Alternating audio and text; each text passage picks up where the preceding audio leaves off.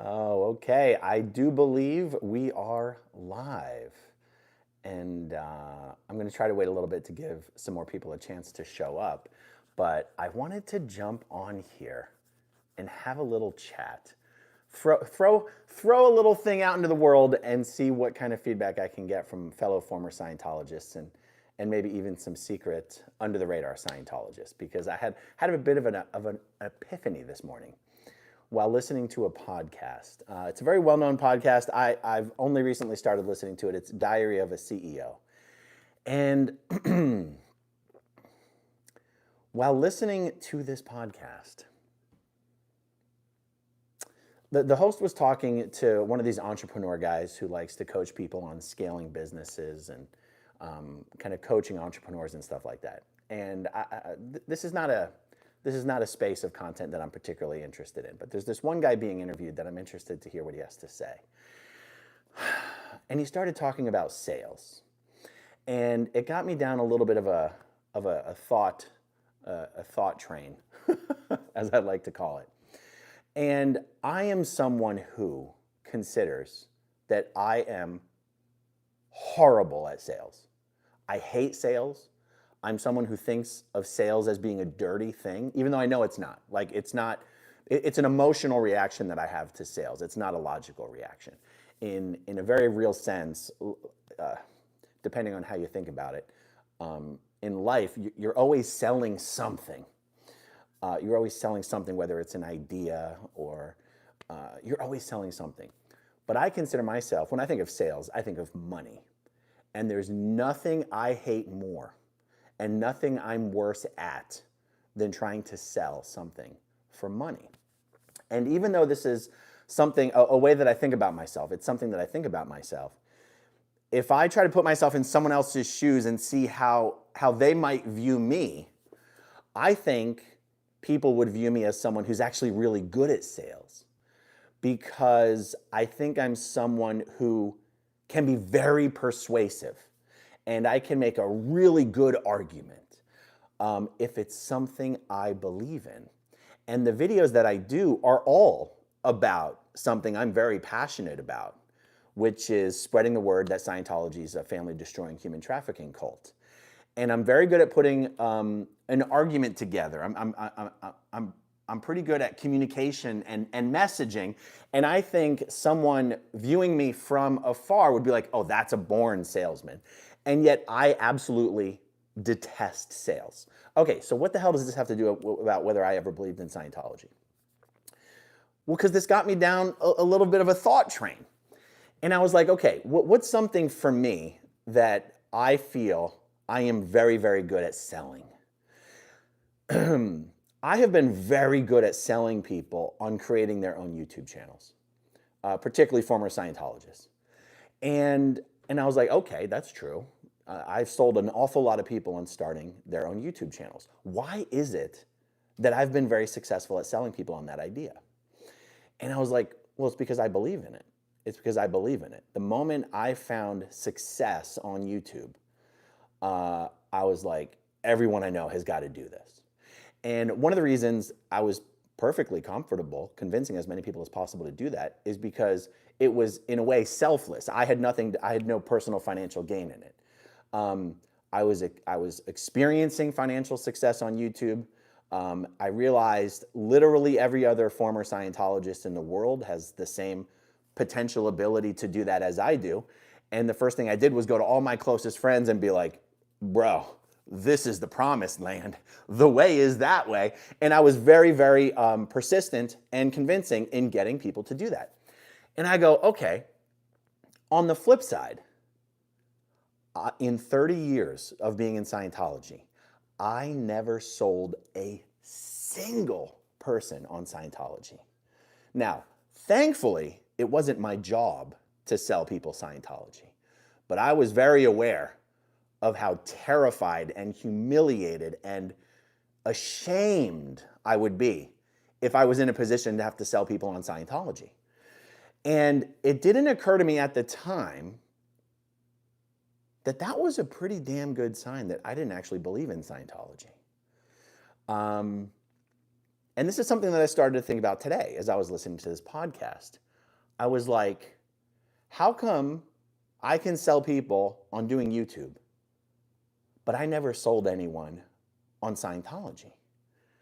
And I was like, because I believe in the YouTube opportunity. And I guess I never believed in Scientology. And I was like, but hold on. You know damn well you believed in Scientology.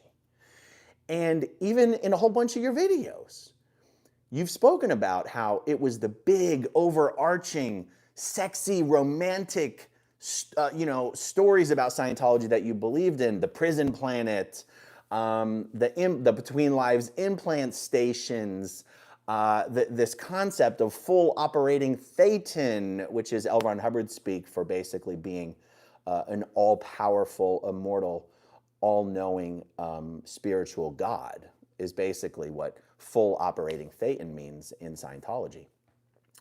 And so I started thinking about this today, and I was like, so if you believed in those things, how does that dot connect with the other dot of being completely unwilling and ashamed and humiliated to try and sell anyone on Scientology?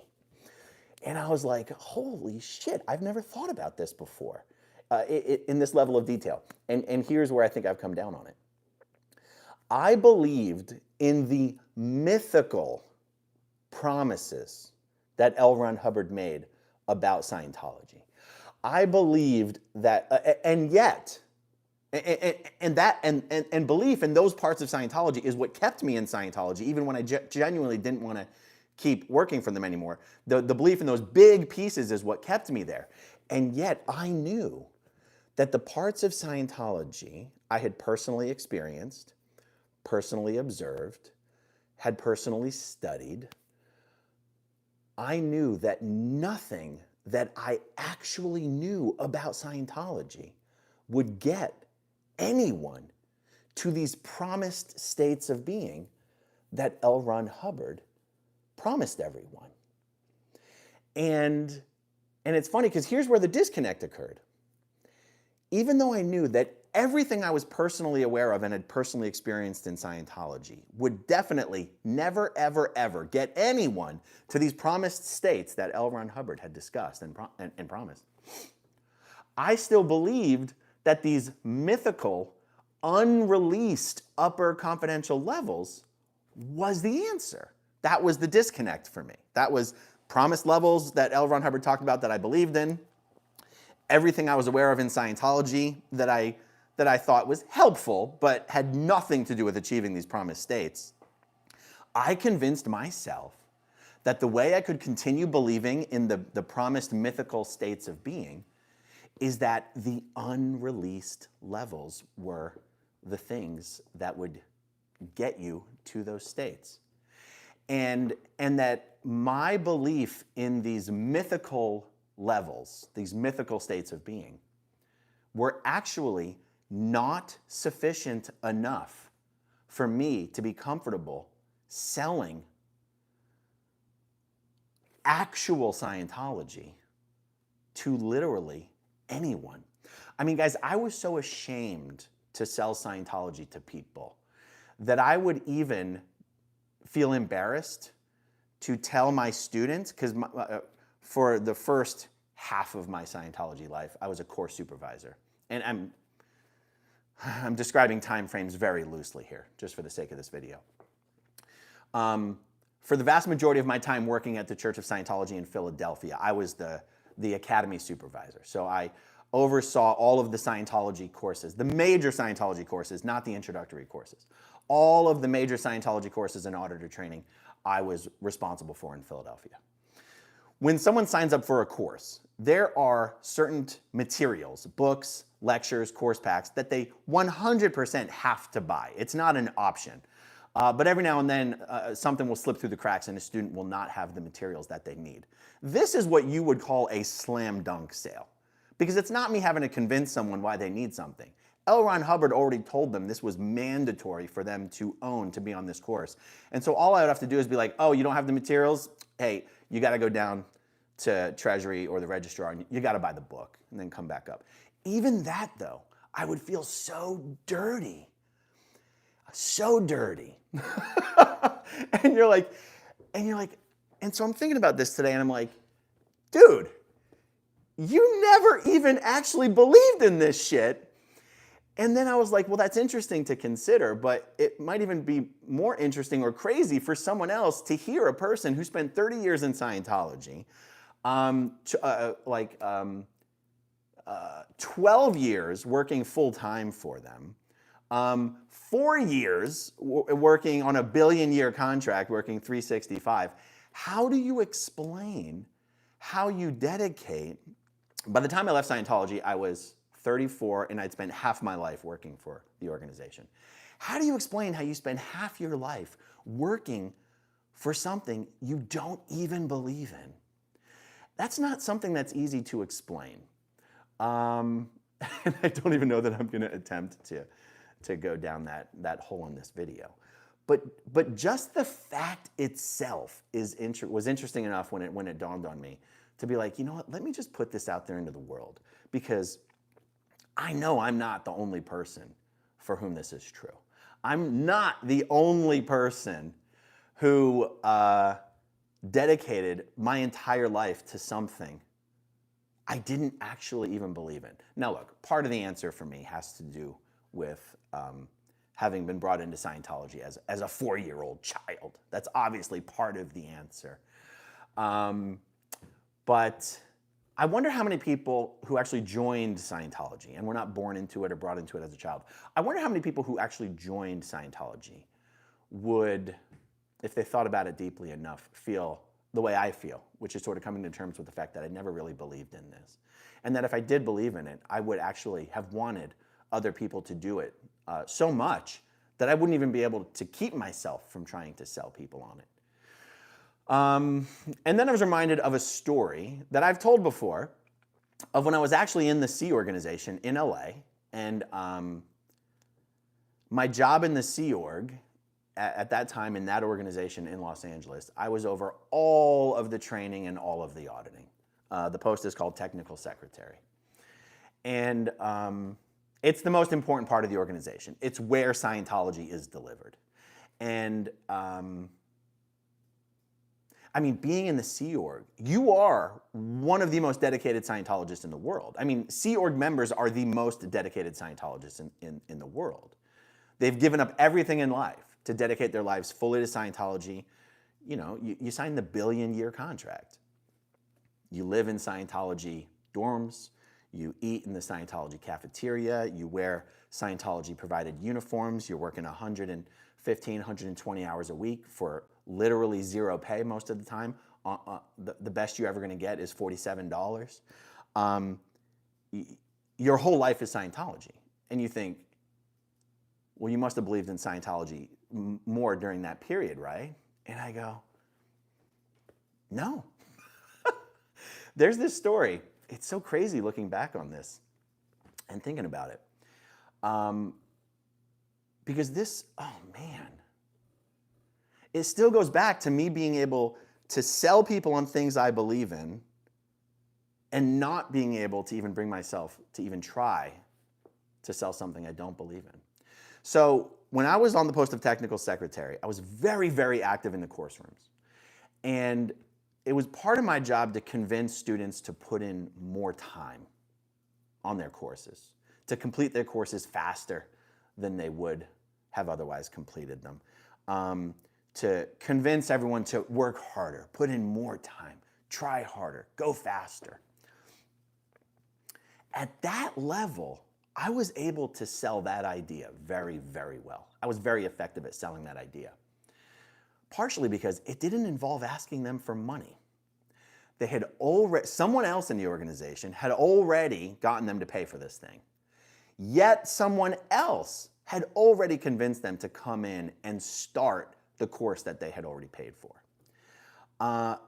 Yet someone else was actively supervising them on their course. And I was like, okay, they're already going down this path. Convincing someone to go down it a little faster or a little longer, that's easy. That's easy. Okay, so I was standing in the hallway waiting for course to get out for lunch break. Because before all the students, of which there were hundreds, before all the students were going to go to lunch, all the supervisors We're going to stop them, make them wait, gather in this meeting area on the second floor, and hear me give them a speech about how I needed them to really try even harder this week to help us win the weekly L. Ron Hubbard birthday game. And that's a game all organizations play against each other in Scientology each week to try to put up the best numbers. As I was waiting for course to get out, standing there in the hallway, about to give everyone this big motivational speech, I thought to myself, you know, God, I've just been kind of doing this job, because the job I was doing in LA was, you know, somewhat similar to the job I had been doing in Philadelphia. I've been doing this job for so many years of my life that I'm just kind of on autopilot. Like, I'm here because I'm supposed to be. I'm here because I have to be. I'm not even here because I want to be, am I? I'm like, no. And I'm like, what if I was one of these public? Because remember, at the time, I was a Sea Org member, and the people on course are public Scientologists who don't work for Scientology. They pay to do Scientology. I was like, what if I wasn't a Sea Org member? What if I wasn't a staff member? What if I was just a public? Would I even be a public? Would I ever even want to be a public? If I had the freedom to just be a public, would I even care enough about any of this to even be a public? Or would I be like, boom, I'm out of here? And I was like, would I ever care enough about studying any of the words of L. Ron Hubbard to pay money, take time out of my day, sit down in one of these course rooms, try to read the thing I could be reading at home, be harassed by a course supervisor constantly to look for misunderstood words, to get a meter check, to get star rate checkouts, to have to do clay demos, to be asked to coach someone on an e-meter drill, to be asked to twin up with something on a TR, you know, like, because a lot of these public, they're taking their hard-earned time and money to come in here and do their own course, and half the time, they're getting pulled off to help other people on other courses anyway. I was like, if I'm being honest with myself, and this is a real conversation I had with myself as I was sitting there getting ready to give everyone a motivational speech for why they should try harder that week. I said, man, if I'm being honest with myself, I would never spend a single dollar or spend even a minute of my time coming in here and doing Scientology if I had a choice. This is an actual conversation I had with myself as I was in the middle of dedicating my entire life for working to working for Scientology. And you might think, oh my God, Aaron, that must have been a real epiphany for you. Like, you must have left really soon after that. You would be wrong, my friend. You would be absolutely wrong. I was in the Sea Org for like 2 more years. I mean, I was in Scientology for almost 10 more years. I just think it's an interesting anecdote to show how even the most dedicated Scientology staff members don't even necessarily believe in what they're doing. It just doesn't occur to them that they could do anything else. And it really, and it's funny because it's not like every day of my life in the Sea Org was a struggle. It's not like every day I woke up being like, oh, if only I didn't have to be here anymore. There's something to be said. There's so much to be said for the state of mind that you get into when you're in a cult, a high control group. You end up, to a very real extent, losing your control of having control over your behavior, your information, your thoughts, and your emotions. And it's funny because casually speaking in conversations, if anyone ever asked me if I believed in Scientology, I'd be like, oh, yeah, I was a true believer. And it's just, I guess what really inspired me to come on here and just throw some of this out there into the world is because both of these things are true at the same time. In a specific sense, I was a very, very dedicated true believer in the mythical promises of L. Ron Hubbard about the state of full operating Thetan and the upper unreleased OT levels and that we all have amnesia of our past lives, and the highest levels of auditing will get rid of this amnesia, and you'll remember all of your past lives, and you'll get to a point of spiritual ability where every time that you die, your memory will not get wiped anymore, and you can still keep reincarnating into new bodies on earth, but you'll remember everything you ever did before that. I believed in the idea, and the idea kept me there. But I didn't believe that any of the actual Scientology I was aware of would get you to those states. And I couldn't bring myself to ever try to sell anyone on doing Scientology, ever. And I wonder how many other former Scientologists or secretly under the radar Scientologists feel the same way, had any sort of a similar experience to that. And I guess coming to the realization of how much I didn't actually believe in Scientology, and yet I was one of their most dedicated staff members. Coming to the realization that was true for me. God, you actually, honest to God, didn't believe. I was like, you know what? That is probably true for a lot of the people who are still there. And I think it has something to do with why Scientology is such a failing, shrinking organization. Scientology has created a framework where it's not easy to leave. It's not easy to think about leaving. It's not easy to confront leaving. There's a lot of social and familial repercussions. And so they end up having a membership that, to a large extent, is sort of there against their will, whether they're genuinely, truly aware of it or not. And I think that, like, if I was one of the most dedicated workers and I couldn't even bring myself to try to bring someone else into Scientology, that says something. That says something. It's sort of the negative downstream effects of having a staff body that isn't there because they really, really, really want to be there. They're there because it's so freaking hard to leave. One of the downstream effects is this core team of dedicated workers is not very effective at bringing in new people. Could you imagine if every Sea Org member was a diehard true believer in Scientology? You could have 6,000, there's probably about 4,000 Sea Org members in the world right now. You could have 4,000 people all hitting the streets, selling books, doing e-meter stress tests around, there's only 134 Scientology organizations in the entire world. You could take hundreds or thousands of these Sea Org members and unleash them onto the streets, and they would be the most effective salespeople you'd ever heard of, and they might actually be effective in bringing people into Scientology. But they don't do that, and even if they tried, they couldn't do it.